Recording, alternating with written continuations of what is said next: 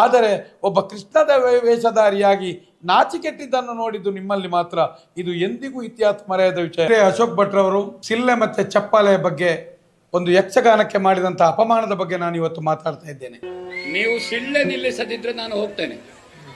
ಗಂಬರಾಟ ಅಲ್ಲ ಇದು. ನಾನು ಆಗಿಂದ ಗಮನಿಸ್ತೇನೆ, ಚೌಕಿಯಲ್ಲಿದ್ದೇನೆ, ಸಭ್ಯ ಸಭೆಯನ್ನು ಬಯಸ್ತೇನೆ. ನನಗೆ ದಾಕ್ಷಿಣ್ಯ ಯಾರದೂ ಇಲ್ಲ. ಇಲ್ಲಿ ಯಾಕೆ ಕುಣಿತೇವೆ ಅಂತ ಗೊತ್ತುಂಟು ನಿಮಗೆ? ಯಾರು ಆಟ ಮಾಡಿಸುವವರು? ಏನು ಅಂತ ಆಲೋಚನೆ ಮಾಡಿದ್ರಿ ನೀವು? ಈ ಕ್ಷೇತ್ರದಲ್ಲಿ ನಮ್ಮ ತಿರುಗಾಟ ಗೊತ್ತುಂಟು ಎಷ್ಟು ಅಂತ? ಎಂಥದ್ದು ಸೀಳೆ? ಏನದು ಸೀಳೆ? ಕೋಳ್ಗಟ್ಟವ ಇಲ್ಲಿ ಕಂಬಳವ? ಯಾರದು? ಏನು ಆಲೋಚನೆ ಮಾಡಿದ್ರಿ ನೀವು? ರೆಕಾರ್ಡ್ ಆಗಿದೆ ಅದು. ನನಗೆ ದಾಕ್ಷಿಣ್ಯ ಇಲ್ಲ. ಯಾರದು ಸೀಳಾಕಿದವ? ಆಗದಿದ್ರೆ ಹೋಗು ಬಂಸದಿಂದು. ಭಾಗವತರ ಕಂಠವನ್ನು ತೆಗೀತೀರಾ? ಸಭ್ಯ ಸಭೆ ಅರ್ಥ ಮಾಡಬೇಕದನ್ನು. ಹುಚ್ಚರನ್ನು ಬೆಳೆಸಬೇಡಿ, ಕಲಾ ಪ್ರೇಕ್ಷಕರನ್ನು ಬೆಳೆಸಿ.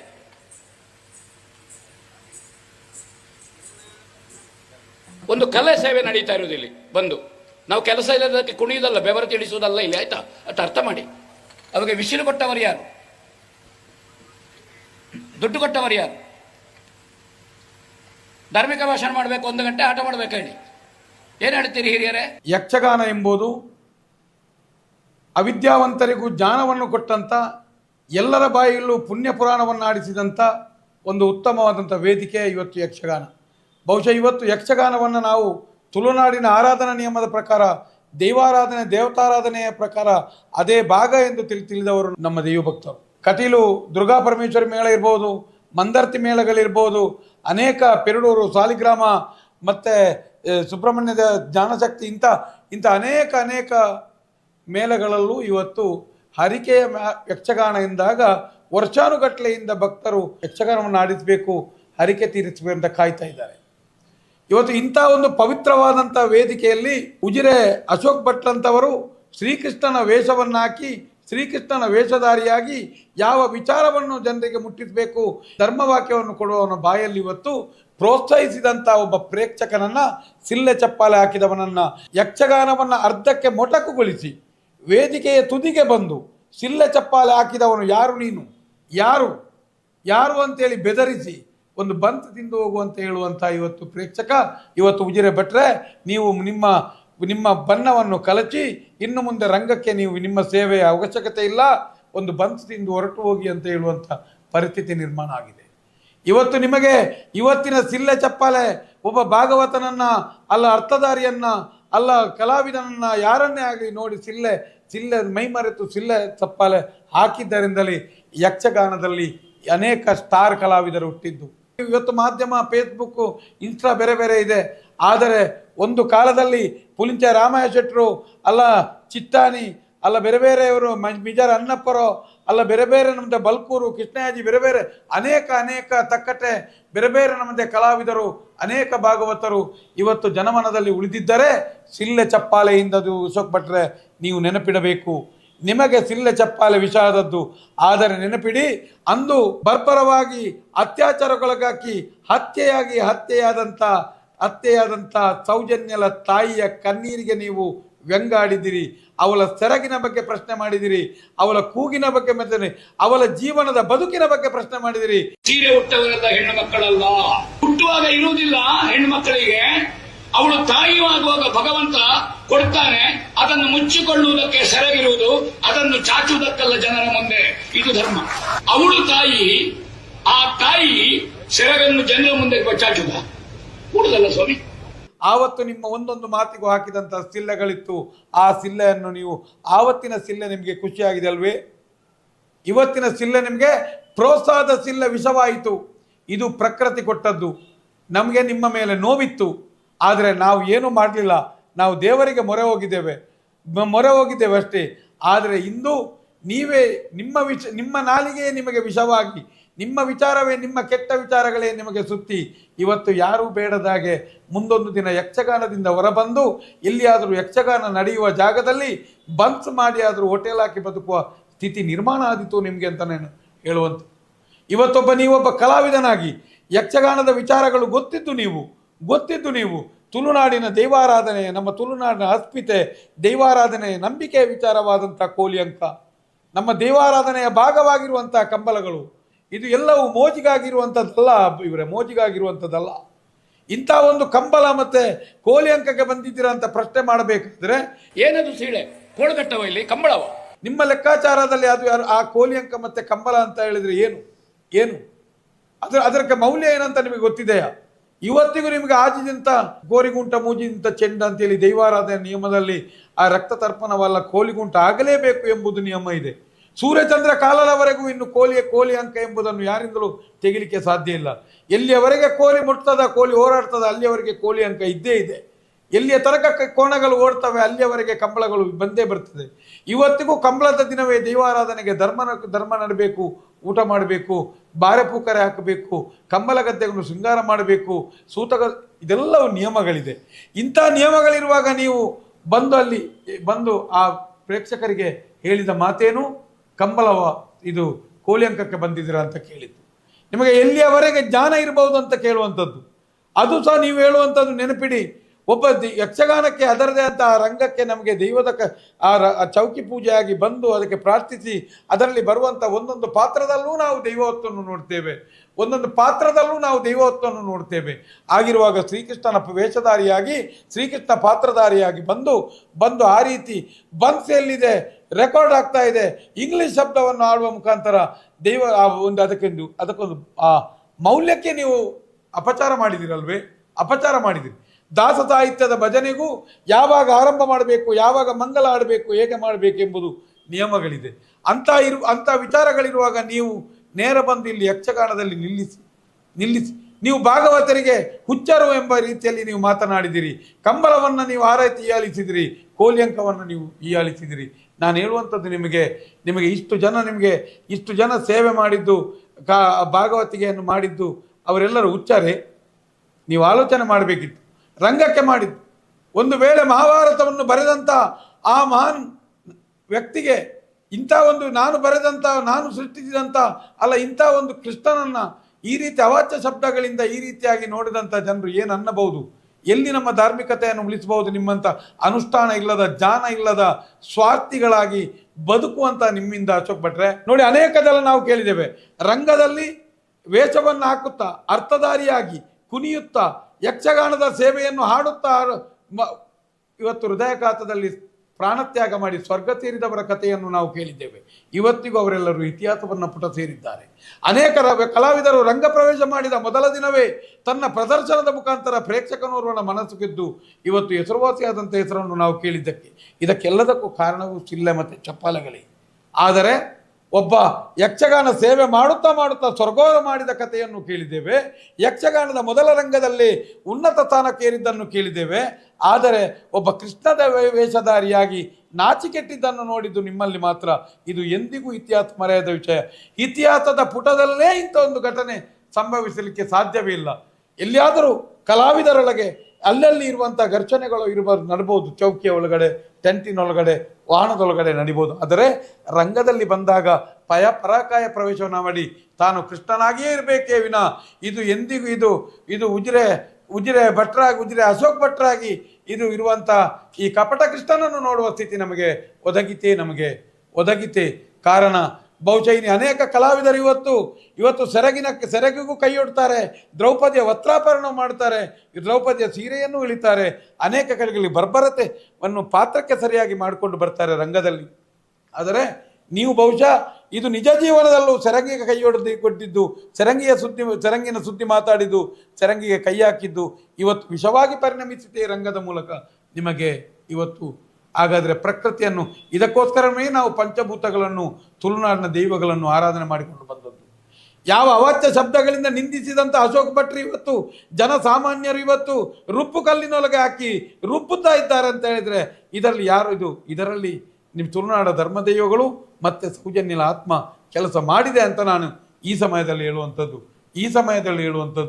ಯಾವುದೇ ಕಾರಣಕ್ಕೂ ಯಕ್ಷಗಾನದ ಮಹತ್ವವನ್ನು ತಿಳಿಯದೆ ನೀವೊಂದು ಕೃಷ್ಣ ವೇಷಧಾರಿಯಾಗಿ ಆ ರೀತಿಯಾಗಿ ಬಾರದಿತ್ತು. ಯಾಕಂತ ಹೇಳಿದರೆ ಅದು ಒಬ್ಬ ಪ್ರೇಕ್ಷಕನ ಮೈಮರೆವು. ಪ್ರೇಕ್ಷಕ ಒಬ್ಬ ಯಾವುದೇ ಒಂದು ಅವನಿಗೆ ಇಚ್ಛವಾದಂಥ ಕಲೆಗೆ ಅವನು ಮನಸೋತು ಆ ರೀತಿ ಸಿಲ್ಲೆ ಹಾಕುವಂಥದ್ದು ಸಿಲ್ಲೆ ಚಪ್ಪಾಲೆಯ ಮಹತ್ವ ನಿಮಗೆ ತಿಳಿಯದೇ ಹೋಯಿತು ಅಂತ ನಾನು ಹೇಳುವಂಥದ್ದು.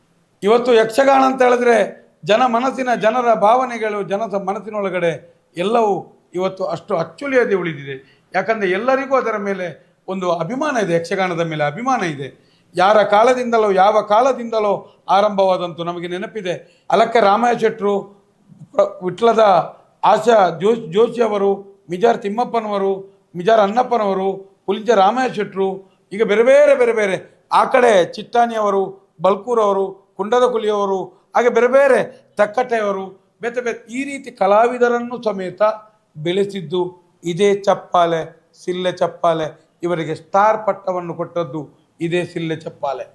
ಇನ್ನು ಅನೇಕ ನಮಗೆ ಗೊತ್ತಿರ್ಬೋದು, ಕಾಲಿಂಗನಾವುಡರು ಇರ್ಬೋದು, ಭಾಗವತರು, ಬಲಿಪರ್ ಇರ್ಬೋದು, ಅಲ್ಲ ಮಂಡೆಚ್ಚರ್ ಇರ್ಬೋದು, ನಮಗೆ ದಿನೇಶ್ ಅಮ್ಮನ್ಯಾರ್ ಇರ್ಬೋದು, ಪೋಲ್ಯದ ಲಕ್ಷ್ಮೀನಾರಾಯಣ ಇರ್ಬೋದು, ಬೇರೆ ಇಂಥ ಅನೇಕ ಕಡತೋಕರು, ಬೇರೆ ಥರ ಭಾಗವತರೆಲ್ಲರನ್ನು, ಇವರೆಲ್ಲರೂ ಹುಚ್ಚರ ನಿಮ್ಮ ಲೆಕ್ಕದಲ್ಲಿ? ಅವರನ್ನೆಲ್ಲರೂ ಇವತ್ತು ಯಾರು ಅಂತ ಗುರುತಿಸುವಂತ ಮಾಡಿದ್ದು ಸಿಲ್ಲೆ ಚಪ್ಪಾಲೆ, ಅಶೋಕ್ ಭಟ್ರೆ, ಸಿಲ್ಲೆ ಚಪ್ಪಾಲೆ. ಇಂದು ನೋಡಿ, ಅಂದಿನ ಅವರ ಪ್ರೇರಣೆಯಿಂದಾಗಿ ಇಂದು ಜನ್ಸಾಲೆ ಅವರು ನಮಗೆ ಭಾಗವತರು, ಇಂದು ಪಟ್ಲ ಸತೀಶ್ ಶೆಟ್ಟರು, ಇಂಥ ಬೇರೆ ಯುವ ಪತ್ರ ಇವತ್ತು ಭಾಗವತರು, ಇವತ್ತು ಕೋಟ್ಯಾಂತರ ಲಕ್ಷಾಂತರ ಅಭಿಮಾನಿಗಳನ್ನ ಇಟ್ಕೊಂಡಿದ್ದಾರೆ. ಇವತ್ತು ಇದು ಎಲ್ಲವೂ ಸಿಲ್ಲೆ ಚಪ್ಪಾಲೆಯಿಂದ. ನಿಮಗೆ ಮಾತ್ರ ಸಿಲ್ಲೆ ಚಪ್ಪಾಲೆ ವಿಷಾದದ್ದು, ನಿಮಗೆ ಮಾತ್ರ. ವೃತ್ತಿ ವೈಷಮ್ಯದಿಂದ ಭಾಗವತರ ಇಂಪಾದ ಜನರ ಮನ ಮುಟ್ಟುವಂಥ ಹಾಡುಗಾರಿಕೆ ನಿಮ್ಮಡೆ ವೃತ್ತಿಯಲ್ಲಿ ಆ ರೀತಿಯಾದಂಥ ಅಸೂಯೆ ನಿಮ್ಮಲ್ಲಿ ತುಂಬಿದ್ದಾರೆ. ನಾನು ಹೇಳುವಂಥದ್ದು ನಿಮಗೆ, ಯಾಕೆ ಶ್ರೀಕೃಷ್ಣನ ಪಾತ್ರವನ್ನು ಕೊಟ್ಟರು? ನಿಮಗೆ ನಿಜವಾದ ಮಹಾಭಾರತ ಸಂಬಂಧಿತ ಕಥೆಯಾದರೆ ಅಲ್ಲಿ ಶಕುನಿಯ ಪಾತ್ರ ಇತ್ತು, ನೀನು ನಿರ್ವಹಿಸಲೇಬೇಕಿತ್ತು, ಅದನ್ನು ನಿರ್ವಹಿಸಬೇಕು. ಆದರೆ ಒಂದು ನೆನಪಿಡಿ, ರಂಗದಲ್ಲಿ ನಮಗೆ ಭೀಷ್ಮನೂ ಆಗ್ಬೋದು, ಕಂಸನೂ ಆಗ್ಬೋದು, ಶಕುನಿಯೂ ಆಗ್ಬೋದು, ಕೌರವನೂ ಆಗ್ಬೋದು, ಧರ್ಮರಾಯನೂ ಆಗ್ಬೋದು, ರಾಮನೂ ಆಗ್ಬೋದು, ಕೃಷ್ಣನೂ ಆಗ್ಬೋದು. ಆದರೆ ನಿಜ ಜೀವನಕ್ಕೆ ಬರುವಾಗ ಒಬ್ಬ ನಿಷ್ಠಾವಂತ ಅನುಷ್ಠಾನದಿಂದ ಕೂಡಿದಂಥ ಒಬ್ಬ ಕಲಾವಿದನಾಗಿ ಈಚೆ ಬರಬೇಕು, ಅಶೋಕ್ ಭಟ್ ಆಗಬೇಕು. ನೀವು ಎಲ್ಲವೂ ಕಲಾವಿದದಲ್ಲಿ ಬಟ್ಟೆಯಲ್ಲಿಯೋ ಬಣ್ಣದಲ್ಲಿಯೋ ಮಿಂಚಿ, ನಿಜವಾದಿ ಅಲ್ಲಿರುವಂಥ ಕೃಷ್ಣ ನಿಜ ಜೀವನಕ್ಕೆ ಬಂದಾಗ ನೀವು ಶಕುನಿಯಾದದ್ದೇ ಹೆಚ್ಚಿಗೆ. ಆದ್ದರಿಂದಲೇ ನಿಮ್ಮ ವಿಚಾರಧಾರೆ ನಿಮಗೆ ವಿಷಾಕ್ತ ಹೋದದ್ದು. ಇಲ್ಲದೆ ಒಂದು ಆ ರೀತಿಯಾದಂಥ ಒಂದು ಯಾರಿಗಾದರೂ ಆ ರೀತಿಯ ಒಂದು ರಂಗದಲ್ಲಿ ನಿಲ್ಲಿಸಿ, ಆ ಯಕ್ಷಗಾನಕ್ಕೆ ಮೌಲ್ಯ ಎಷ್ಟಿದೆ ಅಶೋಕ್ ಭಟ್ರೆ?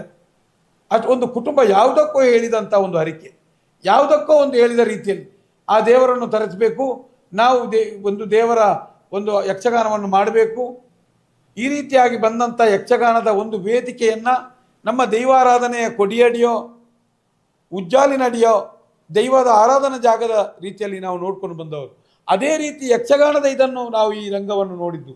ಆದರೆ ಆ ರಂಗದಲ್ಲಿ ನಿಂತು ನಿಮ್ಮಂಥ ಈ ರೀತಿಯಂಥ ತಪ್ಪು ವೈದಿಕರುಗಳಿಂದ, ನಿಮ್ಮಂಥ ಇಂಥ ತಪ್ಪು ಜ್ಞಾನ ತುಂಬಿದಂಥ ನಿಮ್ಮಲ್ಲಿ ತಲೆಯಲ್ಲಿದೆ ನಿಮ್ಮಲ್ಲಿ ಏನೋ ಒಂದು ಕಡೆ ಯಕ್ಷಗಾನ ಅಂತ ಹೇಳಿದೆ. ನಾನು ಕೊಲ್ತಿಗೆ ನಾರಾಯಣಗೌಡರ ಅನೇಕ ಉಪನ್ಯಾಸಗಳನ್ನು ಕೇಳಿದವನು. ಅಲ್ಲಿ ಕೇಳಿದಾಗ ಯಾವ ರೀತಿ ಅವರೊಂದು ಕಾಲದಲ್ಲಿ ಒಬ್ಬ ಕಲಾವಿದನಾಗಿ ಯಾವ ರೀತಿ ತನ್ನ ಜೀವನವನ್ನು ನಿರ್ವಹಿಸಿಕೊಂಡಿದ್ದಾರೆ, ಆ ಕಾಲದ ಯಕ್ಷಗಾನದ ಆ ಕಾಲದಲ್ಲೂ ಸಿಲ್ಲೆ ಚಪ್ಪಾಲೆಗಳಿಂದಲೇ ಗುರುತಿಸಿಕೊಂಡು ಬಂದಂಥ ಕಲಾವಿದರೆಲ್ಲರೂ ಕಷ್ಟ ಸುಖಗಳೆಲ್ಲವೂ ಆ ರೀತಿ ಇದೆ. ಆದರೆ ನಿಮಗೆ ಎಲ್ಲಿಯೂ ಇಲ್ಲ ಒಬ್ಬ ಸ್ವಾರ್ಥದ ಕಲಾವಿದನಾಗಿ ಬಾಯಲ್ಲಿ ನಿಮ್ಮ ಹತ್ರ ಒಂದು ಒಳ್ಳೆಯ ಮಾತು ಬರದೇ ಹೋಯಿತೆ ಶ್ರೀಕೃಷ್ಣ ಪರಮಾತ್ಮನ ವೇಷಧಾರಿಯಾಗಿ ನೀವು ಆಗಿರುವಾಗ ಖಂಡಿತ ಇದು ಯಕ್ಷಗಾನ ರಂಗಕ್ಕೆ ಮತ್ತೆ ಇದಕ್ಕೋಸ್ಕರ ನೀವು ಅನೇಕ ಬೇರೆ ಸೇವೆ ಸಲ್ಲಿಸಿದಂಥ ಯಕ್ಷಗಾನ ರಂಗದಲ್ಲಿ ಅದು ಭಾಗವತಿ ಇರ್ಬೋದು, ತಬಲ ಇರ್ಬೋದು, ಮದ್ದಲೆ ಇರ್ಬೋದು, ಚೆಂಡೆ ಮದ್ದಲೆಗಳಿರ್ಬೋದು, ಇದು ಎಲ್ಲವೂ ಹಿಮ್ಮೆಲ ಮುಮ್ಮೆಲ ಏನೇ ಇರ್ಬೋದು, ಎಲ್ಲರಿಗೂ ನೀವು ಮಾಡಿದ್ದು ಅಪಚಾರ. ಯಕ್ಷಗಾನ ರಂಗದಲ್ಲಿ ನಿಮಗೆ ನೋಡಿ ಅನೇಕ ಕಲಾವಿದರು ತದ್ವಿರುದ್ಧವಾದಂಥ ವೈರತ್ವ ಇರುವಂಥ ಕಲಾವಿದರು ರಂಗದಲ್ಲಿ ಅನೇಕ ಚರ್ಚೆಗಳು ಬಂದು ಎದುರುತ್ತರ ಬಂದು ಅವರವರಿಗೆ ಮಾತನಾಡಿ ಅದರೇ ಭಾಷೆಯಲ್ಲಿ ಉತ್ತರ ಕೊಡುವಂಥ ಕಲಾವಿದರು ಇದ್ದಾರೆ. ಅಲ್ಲಿ ನಿಯಮ ಇದೆ ಆ ಥರ ಕೊಡುವಂಥದ್ದು. ಒಂದು ವೇಳೆ ನಿಮಗೆ ಆ ಸಿಲ್ಲೆ ಚಪ್ಪಾಲೆ ನಿಮ್ಮ ಕಿವಿಗೆ ನೋವಾಗಿದ್ರೆ, ಅದೊಂದು ಅಸಭ್ಯ ಅಂತ ನಿಮಗೆ ಕಂಡ್ರೆ, ಅಪಮಾನ ಅಂತ ಕಾಣ್ತಿದ್ರೆ, ನೀವು ಇದು ಮಾತಾಡ್ತಾ ನಿಮ್ಮ ಮಾತಿನ ದಾಟಿಯಲ್ಲಿಯೇ ಒಂದು ಉತ್ತರಿಸಿಕೊಡ್ಬೋದಲ್ಲ. ಆವಾಗ ರಂಗದ ಮೌಲ್ಯವು ರಂಗದ ಕಲೆಯು ನಿಲ್ಲಬಹುದಿಲ್ವೇ? ಎಲ್ಲಿ ಪದ್ಯಕ್ಕೆ ಲಯಬದ್ಧವಾದಂಥ ಹಾಡಿಗೆ ಅರ್ಥ ಹೇಳಬೇಕಾದಂಥ ನೀವು ಅದನ್ನು ತಡೆದು ನೇರ ಬಂದು ಒಬ್ಬ ಏನೋ ಒಂದು ಬೇರೆ ಕೆಲಸ ಮಾಡುವಂಥ ರೀತಿಯಲ್ಲಿ ಬಂದು ನೀವು ನೀವು ನೇರ ಬಂದು ಪ್ರೇಕ್ಷಕನ ಕಡೆ ಮುಖ ಮಾಡಿ ಈ ರೀತಿಯಾಗಿ ಬೆದರಿಕೆ ಕೊಡ್ತೀರಿ ಅಂತ ಆದರೆ ನಿಮಗೆ ಆ ಯಕ್ಷಗಾನದ ಬಗ್ಗೆ ಅದರ ಅರಿವು ಆಳ ಅದರ ಶಿಸ್ತು ಶಿಷ್ಟಾಚಾರ ಸಂಪ್ರದಾಯ ಎಷ್ಟು ಗೊತ್ತಿರಬಹುದು ಅಶೋಕ್ ಭಟ್ರೆ? ಏನೇ ಆದರೂ ಒಬ್ಬ ಯಕ್ಷಗಾನ ರಂಗದಲ್ಲಿ ವೇಷ ಹಾಕುತ್ತಾ ತನ್ನ ತಾಯಿಯೇ ಮರಣಪಟ್ಟರು, ತಂದೆ ಮರಣಪಟ್ಟಿರ್ಬೋದು, ಅಲ್ಲ ನಮ್ಮ ಪ್ರೀತಿ ಪಾತ್ರರು ಮರಣಪಡ್ಬೋದು, ಅಲ್ಲ ಏನೇ ದುಃಖ ಸೂಚಿತವಾದಂಥ ವಿಚಾರಗಳು ಬಂದರೂ ರಂಗದಲ್ಲೊಬ್ಬ ಕಲಾವಿದನಿಗೆ ಅದನ್ನು ಕಿವಿಗೆ ಬಿದ್ದರೂ ಆತ ತನ್ನ ಸೇವೆಯನ್ನು ಪೂರೈಸಿಯೇ ಅದರಿಂದ ಹೊರಗೆ ಬಂದಂಥ ಇತಿಹಾಸ ಇರುವಂಥದ್ದು. ಯಾಕಂದರೆ ಅದು ಒಂದು ಯಕ್ಷಗಾನ ಕಲೆ ಎಂಬುದು ಒಂದು ಪರಾಕಾಯ ಪ್ರವೇಶ, ಅದರಲ್ಲೂ ಒಂದು ದೈವತ್ವದ ಪ್ರವೇಶ ಇದೆ ಎಂತನೋ. ಅನೇಕ ಕಲಾವಿದರು ಈಗ ಅಲ್ಲ ಇಂದಿನ ಕಲಾವಿದರೆಲ್ಲರೂ ಎಲ್ಲರನ್ನು ಸಭೆಯನ್ನು ನಗಿಸಿ ಹಾಸ್ಯ ಮಾಡುತ್ತಾ ಅನೇಕ ವೈಭವದ ವೇಷಗಳನ್ನು ಹಾಕುತ್ತಾ ಒಡ್ಡೋಲಗದ ವೇಷಗಳನ್ನು ಹಾಕುತ್ತಾ ಜನರನ್ನು ರಂಜಿಸಿ ಪರದೆಯ ಹಿಂದೆ ಬಂದು ತನ್ನ ನಾಳಿನ ಜೀವನಕ್ಕೋಸ್ಕರ ಈ ಕ್ಷಣದ ನಂತರದ ಜೀವನಕ್ಕೋಸ್ಕರ ಬದುಕಿಗೋಸ್ಕರ ದುಃಖಿ ಕಣ್ಣೀರಿಟ್ಟು ಅಂಥ ಕಷ್ಟ ಕಾರ್ಪಣ್ಯಗಳಿರುವಂಥ ಕಲಾವಿದರು ಇದ್ದಾರೆ. ಆದರೂ ಯಾವುದೇ ಕಾರಣಕ್ಕೂ ಕಷ್ಟ ಬರಲಿ ದುಃಖವೇ ಬರಲಿ ಸ್ಥಿತಪ್ರಜ್ಞನಾಗಿ ಯಾವುದೇ ಕಾರಣಕ್ಕೂ ಆತ ತನ್ನ ನಿರ್ವಹಿಸಬೇಕಾದಂಥ ಕೆಲಸವನ್ನು ನಿರ್ವಹಿಸಿ ಹೋದದ್ದು ನಿಜವಾದ ಕಲಾವಿದರು. ಇದು ಕಲಾವಿದನ ಲಕ್ಷಣ. ಹಾಗೆ ಮಾಡಿದವರ ಸಂಖ್ಯೆಯು ಜಾಸ್ತಿ. ನಿಮಗೆ ಸಿಲ್ಲೆ ಚಪ್ಪಾಳೆ ನೋವಾದರೆ ಯಕ್ಷಗಾನವನ್ನು ನಿಲ್ಲಿಸಿ ಅಪಮಾನ ಮಾಡಿ ಜನರಿಗೆ ಮಾತನಾಡಿದ್ದು ಸರಿಯಾದ ಕ್ರಮ ಅಲ್ಲ. ಇದು ಮುಂದಿನ ದಿನ ಬಹುಶಃ ನೀವು ಇದು ಜೀವನದಲ್ಲಿ ಎಲ್ಲಿಯೂ ನೀವು ಒಂದು ಶಿಸ್ತುಬದ್ಧವಾಗಿ ಸಮಾಜದಲ್ಲಿ ನಡೆಯಲಿಲ್ಲ. ಇದು ಒಂದು ಪ್ರಾಕೃತಿ ಯಾವತ್ತೂ ಎಲ್ಲರನ್ನೂ ಆದಷ್ಟು ಏನಾದರೂ ಅಪಮಾನ ಆಗದ ರೀತಿಯಲ್ಲಿ ಕಾಯ್ತದೆ.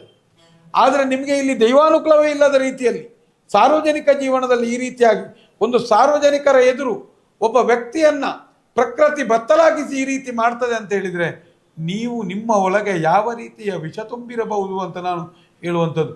ನೀವು ಎಷ್ಟೊಂದು ಕೆಟ್ಟ ಕೊಳಕು ಮನೋಸ್ಥಿತಿಯ ಮನುಷ್ಯನಾಗಿರಬಹುದು.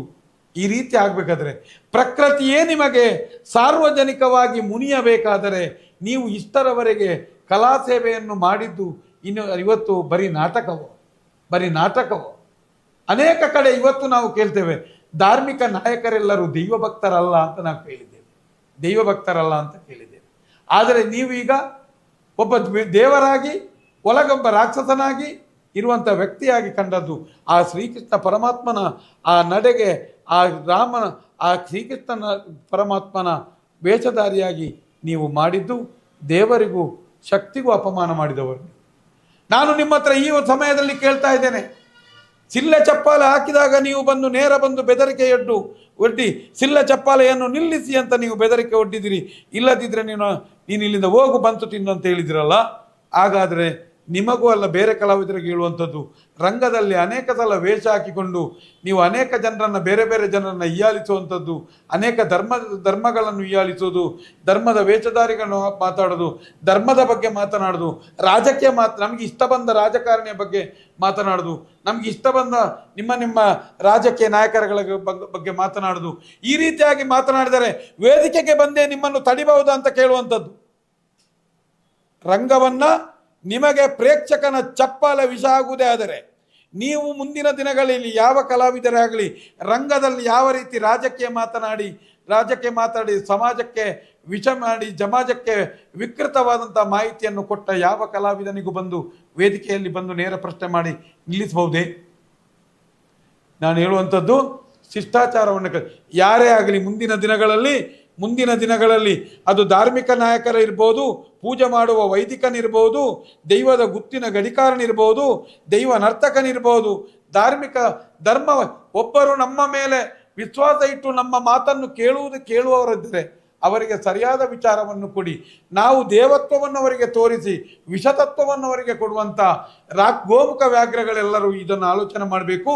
ಮುಂದಿನ ದಿನ ಪ್ರಕೃತಿ ನೋಡಿ ಯಾರನ್ನು ಬಿಡುವುದಿಲ್ಲ, ಎಲ್ಲರನ್ನು ಸಮಾಜದಲ್ಲಿ ಸಾರ್ವಜನಿಕವಾಗಿ ಬತ್ತಲೆ ಮಾಡ್ತದೆ ಅಂತ ಒಂದು ಸೂಚನೆಯನ್ನು ಕೊಡುವುದು. ಅದು ನಿನ್ನೆ ಆ ಯಕ್ಷಗಾನ ರಂಗದಲ್ಲಿ ಒಂದು ಕೊಟ್ಟಂಥ ಪ್ರಕೃತಿ ಕೊಟ್ಟ ಸೂಚನೆ ಆಗಿರುವಾಗ ಮುಂದಿನ ದಿನ ಯಾರೇ ಆಗಲಿ ಮನುಷ್ಯನನ್ನು ತೃಪ್ತಿಪಡಿಸಲು ತನ್ನ ಸ್ವಾರ್ಥಕ್ಕೋಸ್ಕರ ಧರ್ಮವನ್ನು ಅಲ್ಲ ಯಾವುದೇ ಒಂದು ರಾಜಕೀಯವನ್ನು ಅಂತ ಇಂಥ ದೈವಾರಾಧನೆಯನ್ನು ಜನರನ್ನು ಮೋಸ ಮಾಡಲಿಕ್ಕೆ ಹಣ ಮಾಡಲಿಕ್ಕೆ ತೃಪ್ತಿ ಮಾಡಲಿಕ್ಕೆ ಸ್ವಾರ್ಥಕ್ಕೋಸ್ಕರ ನೀವು ಯಾವುದೇ ರೀತಿ ಯಾರು ಉಪಯೋಗ ಮಾಡಬೇಡಿ, ನಿಮಗೂ ಈ ಥರದ ಶಿಕ್ಷೆ ಇದೆ. ಇನ್ನೊಂದು ಹೇಳುವಂಥದ್ದು, ಕಲೆಯಲ್ಲಿ ಏನೇ ಇರ್ಬೋದು, ಕಲೆ ಎಂಬುದು ಆತನ ಪೂರ್ವಜನ್ಮ ಸರಿ ಇದ್ದರೆ ದೈವವು ಅವನಿಗೆ ತನ್ನ ತಾಯಿಯ ಗರ್ಭದಲ್ಲಿ ದೇವರಿಡುವಂಥ ವಸ್ತುವನ್ನು ಕಲೆ ಅಂತಾರೆ. ತನ್ನ ಮಗುವಾಗಿ ಬಂದು ಅವನ ಮೇಲೆ ಅಂಥ ಕಲೆಗಳು ಪ್ರಕಟವಾಗ್ತಾ ಬರುವಂಥದ್ದು. ಆದರೆ ಇವಂಥ ಕಲೆಯ ಒಳಗಡೆ ನಿಮ್ಮ ಒಳಗಿರುವಂಥ ಈ ದ್ವೇಷ, ನಿಮ್ಮ ಒಳಗಿನ ದ್ವೇಷ ಆ ಒಂದು ನಿಜವಾದಂಥ ಯಕ್ಷಗಾನದ ಧರ್ಮ ಮತ್ತು ಮರ್ಮಕ್ಕೆ ಆಘಾತ ಆಗಬಾರ್ದಂತ ಹೇಳುವಂಥದ್ದು. ಯಾವುದೇ ಸ್ವಾರ್ಥಗಳಿದ್ದರೆ ನೀವು ಚೌಕಿಯಲ್ಲಿ ನೋಡ್ಕೊಳ್ಳಿ, ಅಲ್ಲ ನೀವು ಹೊರಗಡೆ ನೋಡ್ಕೊಳ್ಳಿ. ಆದರೆ ರಂಗದಲ್ಲಿ ಈ ಯಕ್ಷಗಾನದ ರಂಗ, ಆ ರಂಗಸ್ಥಳ ಅದು ನಮ್ಮ ದೈವಸ್ಥಳ, ಆ ರಂಗಸ್ಥಳ ಅದು ನಮ್ಮ ನಂಬಿಕೆಯ ಸ್ಥಳ. ಅದರಲ್ಲಿ ಬರುವಂಥ ಒಬ್ಬ ಪಾತ್ರಧಾರಿ ಅದು ನಮ್ಮ ನಿಜವಾದ ಆರಾಧನಾ ಕೃಷ್ಣನೇ ಆಗಿರ್ತಾನೆ. ನಮಗೆ ಕೃಷ್ಣನೇ ಪ್ರತ್ಯಕ್ಷನಾಗ್ತಾನೆ, ರಾಮನೇ ಪ್ರತ್ಯಕ್ಷನಾಗ್ತಾನೆ, ಹನುಮಂತನೇ ಪ್ರತ್ಯಕ್ಷನಾಗ್ತಾನೆ ಅಂತ ನಾವು ನೋಡುವಂಥದ್ದು. ಅದು ಧರ್ಮಕ್ಕೋಸ್ಕರ, ಅದಕ್ಕೋಸ್ಕರ ಇವತ್ತು ಅನೇಕ ಅವಿದ್ಯಾವಂತರ ಬಾಯ ನಾಲಿಗೆಯಲ್ಲಿ ಇವತ್ತು ಪುಣ್ಯ ಪುರಾಣ ಕಥೆಗಳು ನಲಿದಾಡ್ತದೆ ಇದೆ.